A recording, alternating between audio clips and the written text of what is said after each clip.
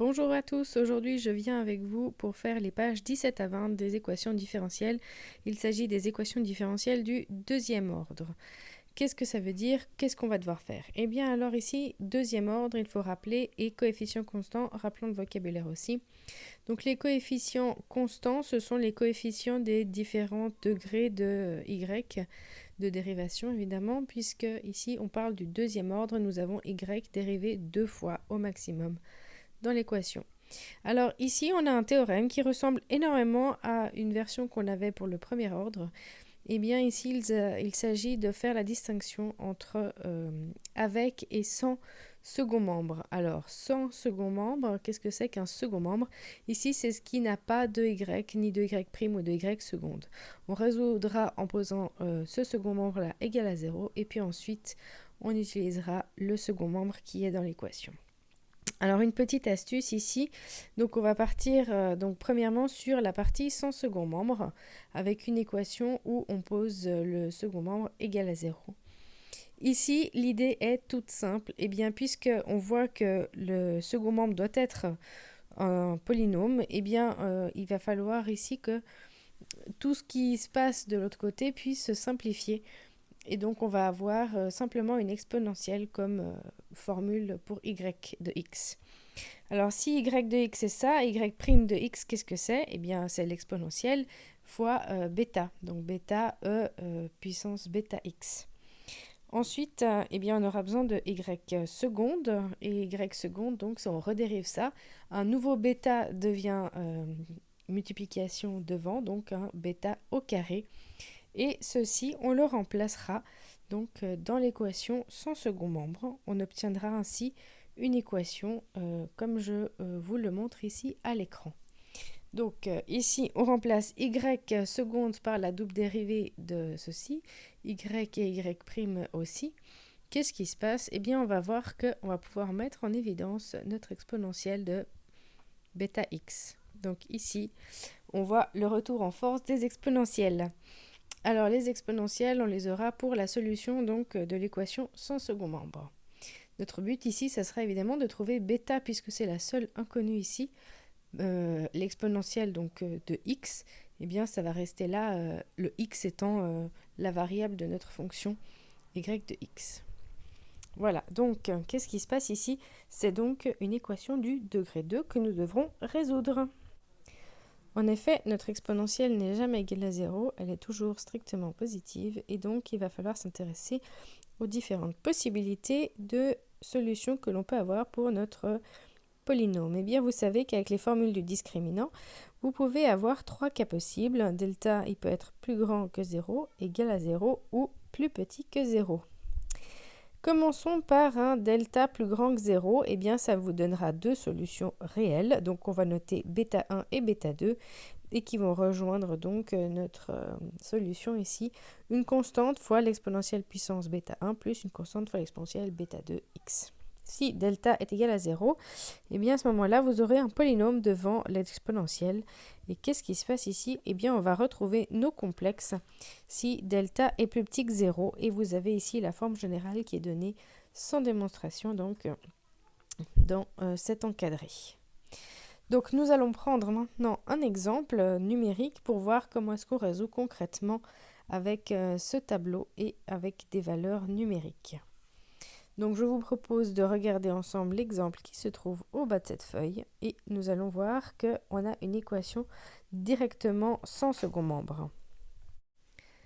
Donc ici nous avons une équation et on va trouver 2 solutions puisque le delta est égal à 81. Et alors tout de suite on va pouvoir trouver l'équation sans second membre. Avec second membre, qu'est-ce qu'on va faire? Eh bien, ce second membre-là, il va falloir intégrer une solution particulière. Il va falloir peut-être deviner. Si vous n'avez pas d'intuition, il va falloir regarder dans votre table CRM pour avoir une intuition un petit peu guidée. Donc voilà, qu'est-ce qu'on trouve dans la table CRM? Eh bien ici, vous trouvez des tableaux avec la partie donc 2 solutions réelles, une solution réelle et 2 solutions complexes. Et puis, vous trouvez aussi la partie concernant le second membre. Donc, vous avez un deuxième tableau à étudier. Pour bien comprendre comment il fonctionne, je vous propose de passer donc sur un exemple qui correspond à un exemple où vous avez la même première équation et simplement on a mis un second membre égal ici un polynôme de degré 3.